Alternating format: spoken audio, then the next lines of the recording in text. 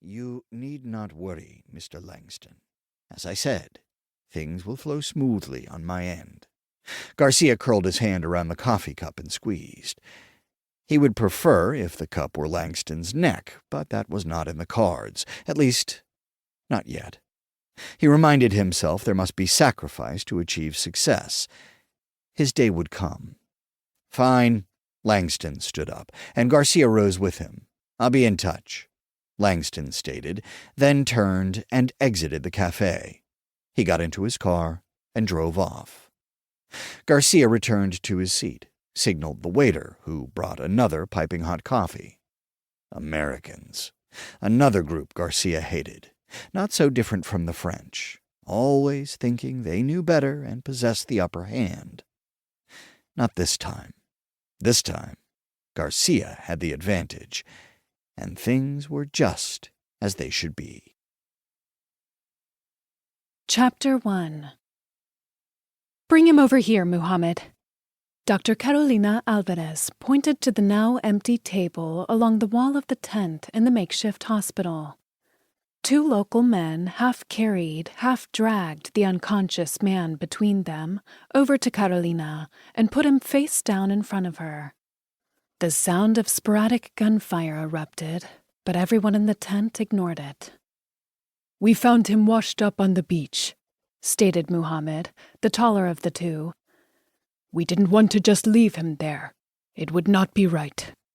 Carolina gave him a brief smile as Gabe, a nurse, came over and helped her move the injured soldier onto the table.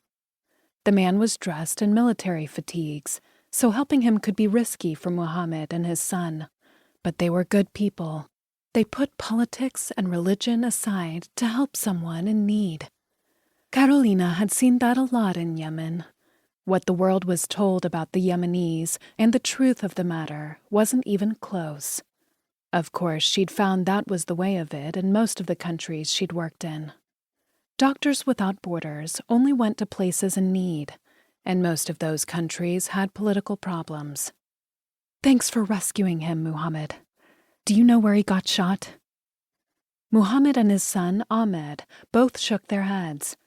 The son was the spitting image of the father. It was like seeing double. "He's not shot." Ahmed turned and mumbled something to his father in Arabic, and then said, "Stabbed. In the back." It was hard to hear him over the din of voices in the tent. Carolina helped Gabe turn the man onto his side. "Take his vitals," she said as she leaned over to see the injured man's back. Muhammad cleared his throat. "We go now." Carolina nodded. "Shukran, Muhammad," she said, trying to thank him in his own language, but he was gone. Probably good he wasn't there to hear her butcher it. There was a lot of blood soaking into the man's shirt. She peeled it back to reveal a long, deep gash that went right across the man's back from his right shoulder to his left hip. Jesus, he was hacked, not stabbed. She peered closer at the wound. It was ugly, and it was going to take a lot of work to fix. She cursed silently. A slash like this needed a plastic surgeon in a real hospital, not a general surgeon in a makeshift hospital tent. She'd do what she could, but it wasn't going to be pretty. "Colin, I'm going to need your help." Carolina didn't even look up as she yelled for the other doctor. "Gabe, how are his vitals?" "They suck," he stated.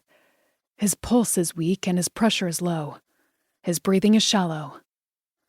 "Hang a unit of blood and then grab the portable X-ray. I need to see if his ribs are broken."